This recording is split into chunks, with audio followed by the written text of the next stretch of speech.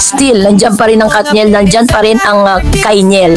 So, eto na, pinag-uusapan din po ngayon ang ilan sa mga naging statement ni Miss Moira, no? Dahil hindi niya raw di umano malilimutan ang mga hugot duet niya kay Mr. Daniel Padilla. Ang duet ni Maria de la Torre kay Daniel Padilla ay isa sa magandang alaala na hindi niya makakalimutan sa show nila sa Vancouver, Canada. Ang bongga naman kasi ng duet nila na nag-blend nga ang mga boses nila na parang hinihili ang mga manonood. Ramdam na ramdam mo rin ganado si Daniel sa duet nilang yun na mga ganong awitin ang bet na bet niya, ha. Thank you for giving us happy memories, Vancouver, sabi ni Moira. Makikita nga sa Instagram post ni Moira ang mga photo at video nila ni Daniel na kumakanta. May iba rin na kasama naman niya ang mga bagets na sina KD Estrada at Alexa Ilacan. At syempre, damang-dama naman ng mga Pinoy sa Canada ang pagkanta ni Moira, lalo na yung kasama si Daniel. Napayak ako, may hugot queen. Thank you, Moira, sa paghugot mo sa kanta sa amin sa Vancouver. Ang galing niya ni Daniel. Hello kirin kina KD at Alexa. Moira, best girl, you're the prettiest. Until next time, Moira and Daniel. Well, sana nga ay magkaroon ng collab sina Moira at Daniel at i-release yun sa album ng huli. Matagal-tagal na rin walang bagong kanta si Daniel, diba? I think it's about time na pagtuunan din niya ng pansin na pagkanta. At syempre, ang pag-concert na rin. Remember na puno ni Daniel ang Araneta Coliseum noon, ha, which is very very true. At dito rin pinag-usapan yung patungkol nga dito sa bagong itsura ni Miss Kayla. Marami kasing nakapansin na super blooming di umano ang dalaga at ito ay kinukunik sa pangalan ni Daniel.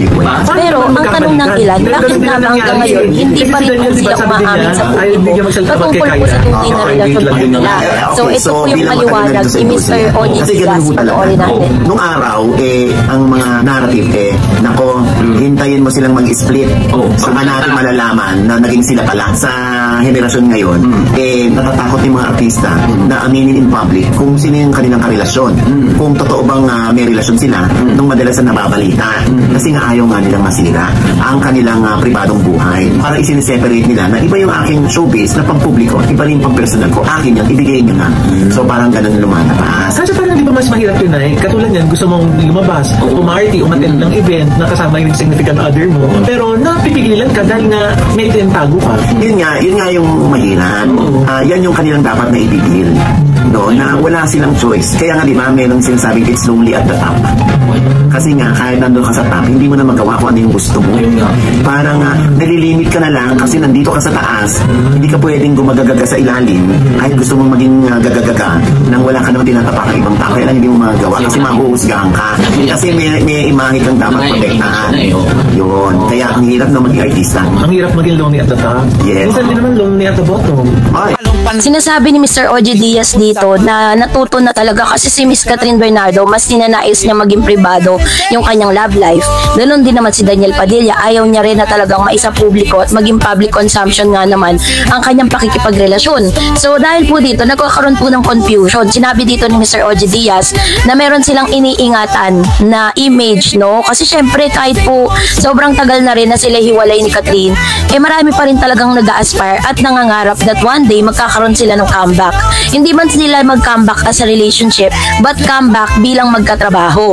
So, sabi dito ni Mr. Oji Diaz na worst comes to worst, dumating man yung possibility na magkahiwalay sila dun pa nga sa mga karelasyon nila, malalaman na lang natin yan yung pag-amin talaga nila kapag naghiwalay na sila, which is very true.